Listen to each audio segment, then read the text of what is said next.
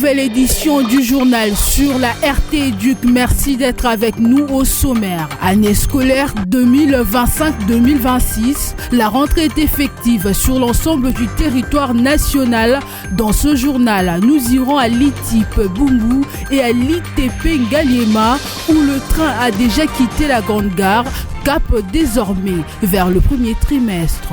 Et puis, la première ministre Judith Souminois remet les zones économiques spéciales au centre de la stratégie d'industrialisation. Des nouvelles créations sont annoncées, tandis que la saturation de Maluku appelle des solutions rapides pour soutenir l'emploi et l'investissement.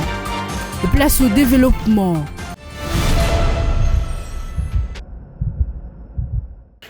C'est sous l'œil vigilant du préfet des études de l'Institut technique professionnel de Ngaliema, Jean-Pierre Touikama, et du directeur des disciplines, Philippe Loussekwa, que le cours se donne dans cette école, et ce, depuis le 1er septembre 2025, date de la rentrée scolaire. Les préfets des études, Jean-Pierre Touikama, organisent des descentes dans les salles des classes pour se rendre à l'évidence de la manière dont les enseignements sont dispensés. Chez nous, à l'ITP Ngaliema, par rapport à la rentrée scolaire, le constat est favorable à le fait que depuis le 1er septembre, nous avions déjà commencé avec les enseignements. Donc, le personnel enseignant, administratif, ainsi que les élèves. Vous êtes les témoins les plus ambitieux. Vous avez fait le tour des salles de classe et vous avez vu comment est-ce que les enseignants sont en train de travailler. Des salles de classe qui sont d'ailleurs inondées.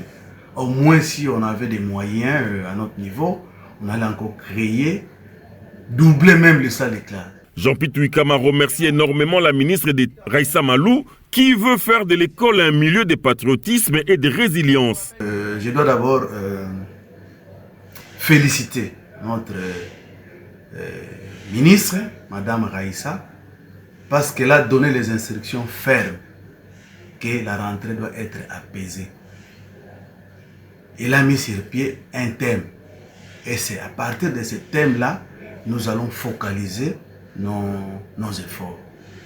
Il a parlé de la citoyenneté, il a parlé de la résilience, entraîner nos enfants à être solidaires, la démocratie doit être de mise, la liberté d'expression, les enfants doivent s'exprimer, ne pas avoir peur des enseignants, mais ils doivent respecter les enseignants. Pour Jean-Pierre Touikama, l'ITP Ngaliema n'évoluera que dans l'observation stricte et scrupuleuse des directives édictées par la hiérarchie.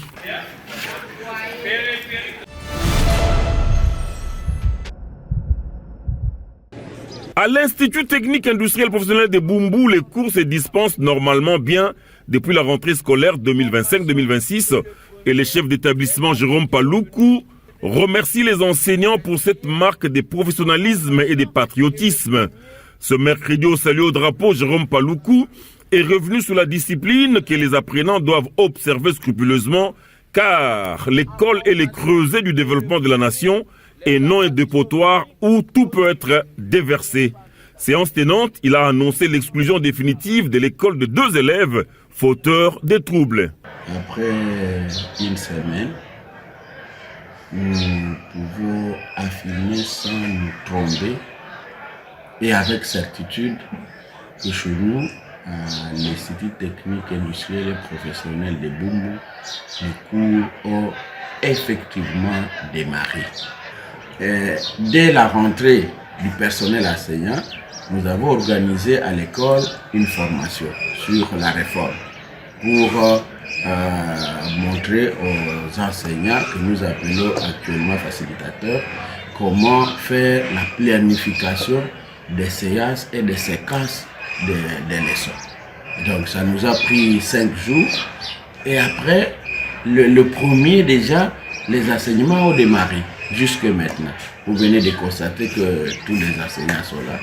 Jérôme Paloukou a annoncé que cette année, l'ITIP Bumbu va fonctionner conformément aux directives énoncées par la hiérarchie. Faire toujours davantage. Il y a une ligne de conduite édictée par notre ministère au niveau central. La même ligne est édictée par le gouvernement provincial, par les PROVED et nos autorités. C'est cette même ligne-là que nous suivons, dans la ligne droite de l'amélioration de la qualité de l'enseignement. Pour Jérôme Paluku, le plus long voyage du monde ne commence que par un premier pas. Et l'ITIP Bumbu a déjà jeté son premier pas pour l'année scolaire de...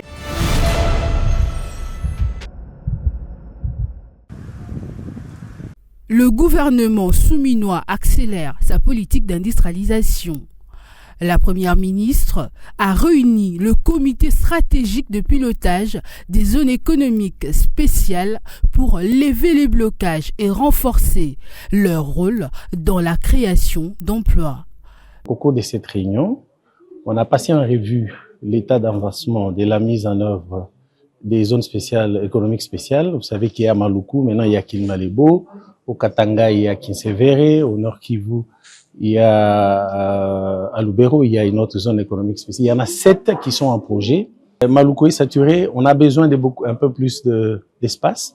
Il faut procéder par expropriation pour besoin d'utilité publique, ce qui nécessite une forme de compensation des propriétaires des terres au Katanga. Les résultats sont pourtant visibles. Le carreau Made in DRC de Maluku s'exporte avec succès, occupant 80% du marché au Congo-Brazzaville, tandis que d'autres industries locales créent des emplois. Nous voulons poursuivre parce que l'industrie doit d'abord assurer la création des emplois, et tout en réglant la question de la souveraineté économique. Donc nous voulons que dans les zones économiques spéciales à venir, qu'il y ait de plus en plus des nationaux aussi qui occupent ces espaces pour pouvoir participer à cet effort de développement. Une dynamique que la Première ministre place au cœur de son action, transformer la croissance en développement durable et garantir la souveraineté économique du pays.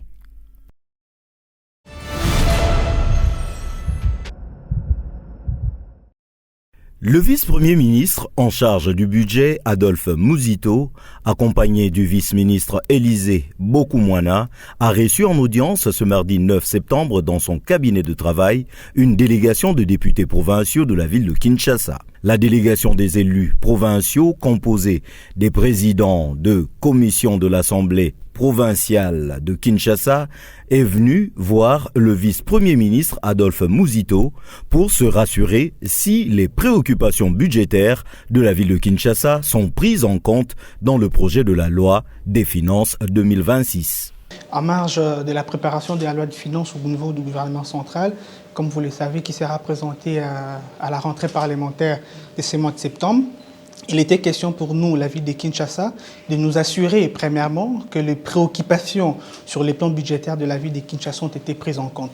La deuxième chose, il était question pour nous aussi de porter nos attentes au niveau du gouvernement central par le biais du vice-premier ministre en charge du budget, pour nous rassurer que nous conjuguons tous les mêmes efforts. La réunion a également servi de base pour les élus provinciaux de Kinshasa d'avoir une compréhension commune des questions essentielles auxquelles font face le gouvernement central et les institutions provinciales de Kinshasa.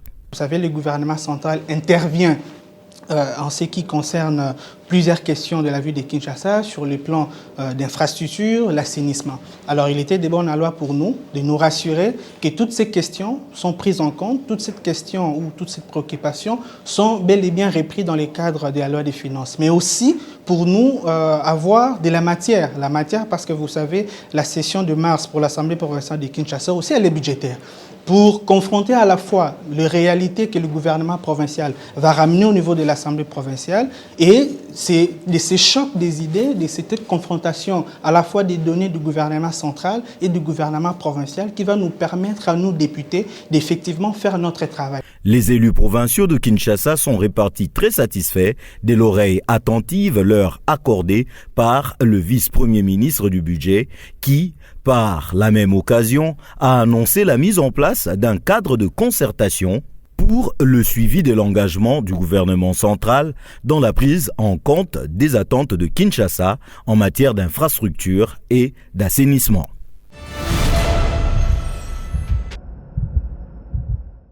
La délégation conjointe d'experts de l'Union européenne et des États-Unis impliqués dans le projet du corridor de Lobito a présenté les résultats des études de préfaisabilité le mardi 9 septembre 2025 à Kinshasa au cours d'une réunion présidée par le vice-premier ministre des Transports Jean-Pierre Bemba Ngombo. Ces études évaluent à plus de 410 millions d'euros le coût initial de la première phase du projet consacré à la réhabilitation de la ligne ferroviaire d'Ilolo-Kolwezi-Mteke, a-t-il précisé Antonio Capone, premier conseiller chef de la coopération de la délégation de l'Union européenne en République démocratique du Congo. Aujourd'hui, c'était l'occasion de présenter les résultats des études de faisabilité sommaire qui montrent quels sont les montants des investissements nécessaires, quels sont les délais. Et ça a été aussi l'occasion de constater qu'il y a plusieurs partenaires qui sont disposés à accompagner la RDC sur ces projets. Il n'y a pas que l'Union européenne, il y a aussi la Banque européenne d'investissement, il y a nos collègues de l'ambassade des États-Unis qui étaient là, il y a les collègues de la Banque mondiale qui ont manifesté leur intérêt. Il y a plusieurs États membres, donc l'Italie notamment a été mentionnée via les Piano Mattei. Donc voilà, je pense que toutes les conditions sont réunies pour que ces projets importants, qui demandera des investissements d'envergure, puissent être réalisés au bénéfice des populations de la RDC. Par ailleurs, les échanges ont également porté sur les modèles de gestion envisageables pour le projet, notamment entre une gestion publique ou un partenariat public-privé.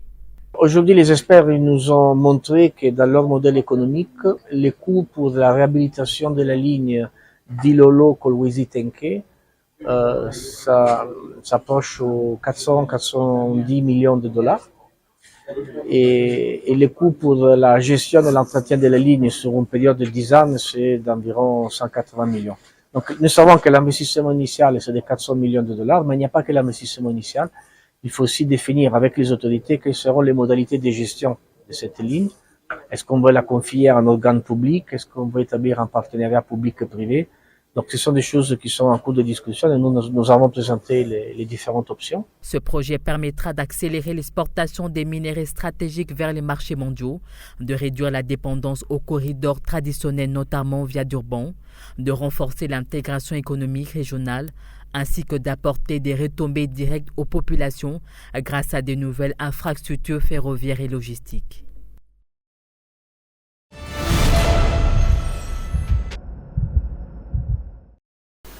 Du haut de la tribune du deuxième sommet africain sur le climat à Addis Abeba en Éthiopie, la ministre de l'Environnement, Développement durable et Nouvelle économie du climat, la professeure Marie-Nyange Ndambo, a relevé le rôle combien important de la République démocratique du Congo comme pays solution face au changement climatique avec plus de 62% de bassin du Congo et protège plus de la moitié de l'eau douce d'Afrique.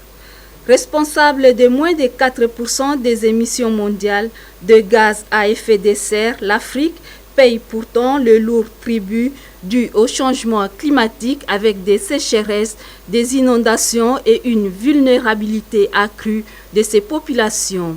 La professeure Marie-Nyange Ndambo a insisté sur la nécessité de transformer le statut de la RDC comme pays solution par des actions concrètes pour protéger sa biodiversité et renforcer la justice environnementale mondiale. Pour la patronne de l'environnement, le pays de Félix-Antoine Tshisekedi Tshilombo s'engage à promouvoir activement l'inclusion de l'écocide comme 5e crime international dans le statut de Rome de la Cour pénale internationale. La reconnaissance de l'écocide vise à tenir pour responsables les acteurs, qu'ils soient publics ou privés, qui sont à la base de la destruction massive de l'écosystème et menacent ainsi les communautés locales.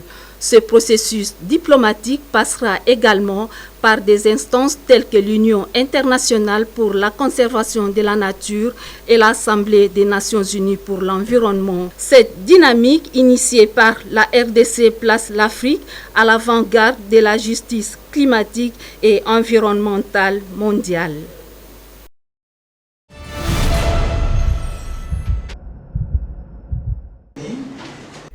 Structurer les contributions des acteurs non étatiques pour construire un plaidoyer robuste autour des réformes engagées par la RDC dans les secteurs de l'environnement, du développement durable et de la nouvelle économie du climat, c'est l'objectif que se sont fixés plusieurs organisations non gouvernementales.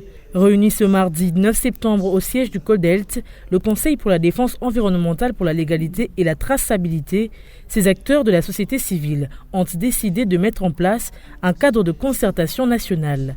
Leur ambition, établir une cellule d'éveil chargée de proposer une politique de gouvernance environnementale à soumettre aux décideurs politiques. Pour M. Augustin Pouilly, directeur exécutif du CODELT, cette rencontre s'inscrit dans une dynamique citoyenne inclusive. Junior Chitea, manager de l'ONG Save Tomorrow, a salué l'initiative et a appelé à la mobilisation autour de cette plateforme. Bien, l'organisation CODELT a initié une démarche de fédération des intelligences pour améliorer la performance de l'action citoyenne en termes de force de proposition pour l'amélioration de la gouvernance environnementale.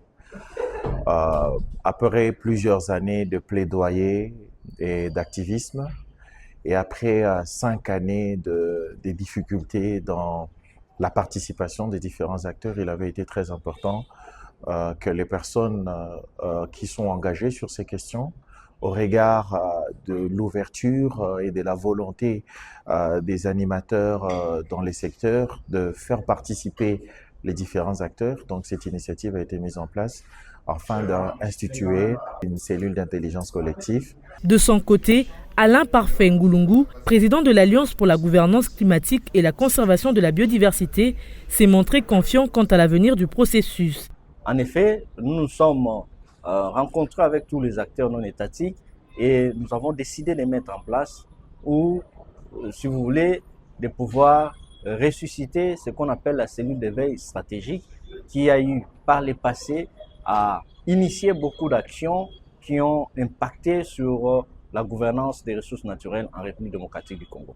Prochaine étape, l'élaboration d'une charte constitutive ouverte à l'ensemble des membres de la société civile avant le début des effectifs des travaux. Véritablement intégré.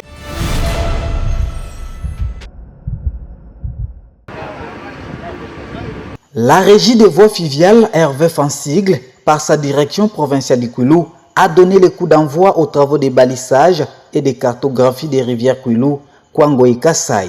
Cette initiative vise à entretenir ces voies navigables essentielles et à améliorer significativement la sécurité des usagers en réduisant les risques de navigation. C'est l'honorable Kipala Monto, ministre provincial en charge des transports, représentant les gouverneurs des provinces, qui a officiellement lancé ces travaux.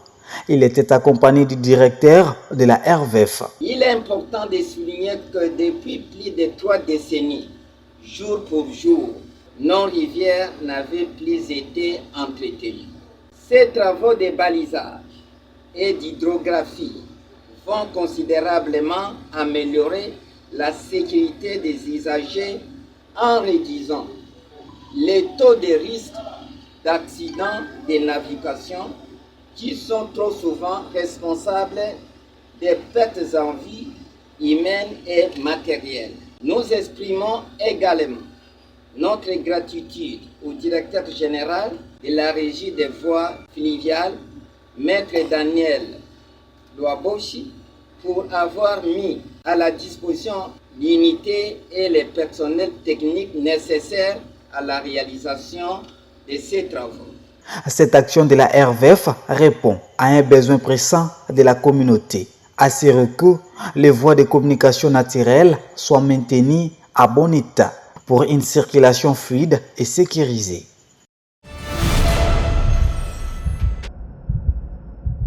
Il a pris en charge tout ce que nous allons faire ici. Le sénateur Herman Mouti Massakrine reste déterminé à sauver les vies humaines des populations de la cité de Bendela dans les territoires de Kouton, la province de Maïndo, mais qui étaient en danger. Raison pour laquelle Cédine Fils du Terroir a fait un déplacement de Kinshasa à Bendela pour procéder avec les concours de son autorité morale de la POSEM Abdo Etina Bekilipan au lancement solennel de la campagne médicale afin de donner une réponse à cette situation que traversent ses électeurs. Devant une foule immense et des blouses blanches de l'hôpital de Bendela Kéchou, jour, le sénateur Herman Mutima Sakrine a remis un lot important en médicaments, les intrants ainsi que d'autres matériels médicaux afin de permettre la bonne prise en charge des patients, où il a indiqué que tous les cas compliqués seront résolus. Nous avons les soucis de la santé, et cela nous le faisons dans la vision du chef de l'État qui veut vraiment faire de la santé pour tous une préoccupation majeure. C'est dans ce cadre-là que nous avons eu cette initiative d'organiser une campagne médicale pour amener des spécialistes dans les milieux ruraux et arriver à traiter des cas compliqués. Le professeur Dr Vicky Lokomba, alors médecin gynécologue, a salué cette initiative du sénateur Herman Mutima Sakrine qui leur facilitera de prendre correctement en charge tous les malades qui fréquenteront cette structure sanitaire. Nous avons avec nous un anesthésiste réanimateur qui va aider les chirurgiens orthopédistes, les gynécologues obstétriciens pour pratiquer les interventions les plus difficiles. Et nous avons aussi avec nous un diabétologue et un ophtalmologiste. Ici, il est précisé que pendant la semaine de campagne, plusieurs échographies ainsi que plus de 200 consultations médicales ont été réalisées par une équipe de spécialistes afin de sauver la mort de plusieurs malades et ce, grâce à ces gestes humains, stratégiques et actions sanitaires du sénateur Herman Mutima Sakrine qui entre dans le cadre de ses vacances parlementaires où il était accompagné du député provincial John Ilamoudje Doné, élu du territoire de Koutou, tous sur la liste du mouvement politique à Possem, cher à Abdou Etienne Bekile Ipan.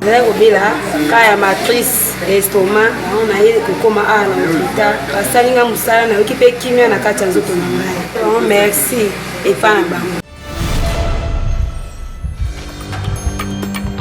Fin de ce journal, merci à tous de l'avoir suivi.